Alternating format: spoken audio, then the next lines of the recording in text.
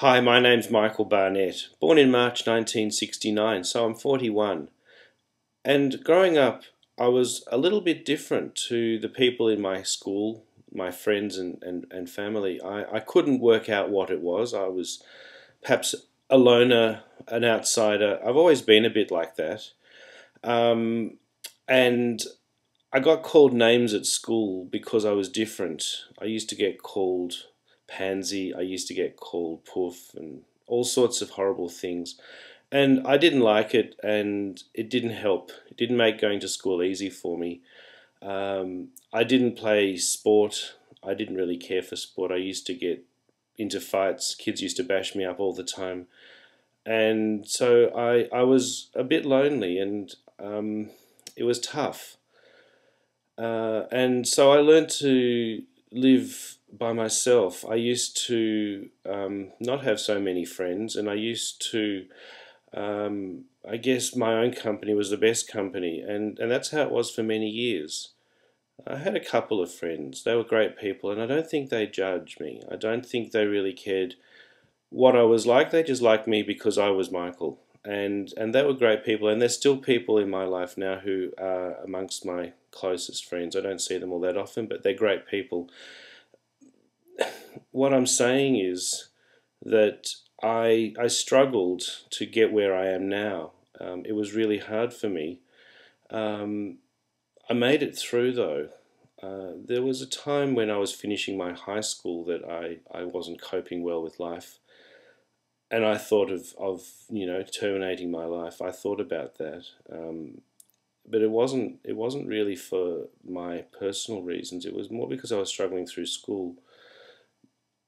But I know what it's like to be alone and to be by myself.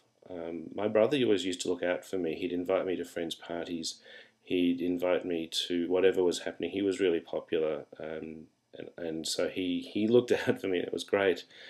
I had a lot of anxiety issues because I was struggling with my sexuality, and I was at these parties, and I used to see all these people, and I would feel very insecure, and I'd not cope. I had to leave these places because I just felt overwhelmed with the experience of being with other people, and it really freaked me out. It was hard going for many years. I couldn't understand why I was like that. It didn't make sense to me. Um, I'd see counselors, I'd see psychologists. I wasn't really having much luck with my social life. My parents were finding it hard to understand why I wasn't making friends with people, why I wasn't meeting girls and going out on dates and doing all these sort of regular stuff. Well, I really wasn't interested in girls. Yeah, girls are great and have some lovely girlfriends, but I never wanted to date girls, but I was always really interested in guys, and I couldn't tell anybody. I didn't have any friends or any people I could tell in my life. My parents weren't open to talking about that because I really didn't know where they stood on the matter. Yeah, I really found myself attracted to men, but something I couldn't talk about. And I couldn't bring it up with the counsellors or the psychologists that I was seeing because I wanted them to ask me. They wouldn't ask the questions, and I didn't want to bring it up. But I really wanted them to bring the topic up, and it never once came up.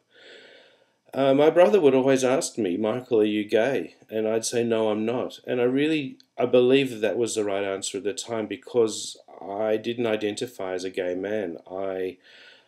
Yes, I was attracted to men. Yes, I knew what homosexuality was. And yes, I admit that I felt that had homosexual attractions. I was attracted to other men, but I wasn't gay. It's a lifestyle, it's a culture, it's a political way of expressing yourself. It's all sorts of things. And at that stage of my life, I was everything but gay. But I wasn't straight either. I wasn't heterosexual because I didn't find women sexually attractive.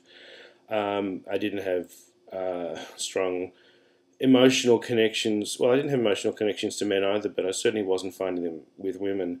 And I guess it was also part of an immaturity, a lack of maturity, not having grown up. And some people, I guess, start earlier and some people start later. In my case, it wasn't until I was actually 26 that I was able to come to terms with a whole lot of things in my life, amongst which was my sexuality, and I was able to admit to myself, Michael, yes, I am attracted to men.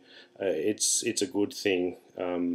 And yeah, okay, I'm happy to call myself gay. I don't like labels. I don't think that it's necessary to call myself gay, but because there are no better options at the moment, and because it helps me in where I am in the world, gay works. Sure, I still don't play football. I still don't care for sport. And you know what? It doesn't really matter. There are lots of great things in the world to do. I've been a radio announcer. I'm a photographer. I love going out to parties. I climb mountains. I do all sorts of things. I have a great job.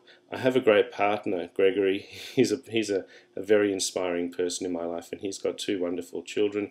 I have a brother and my parents in my life who adore me, and I adore them all back. My brother and his wife have 2 wonderful children, and I spend time with them. They're great people, and my niece and nephew, I really love them to bits.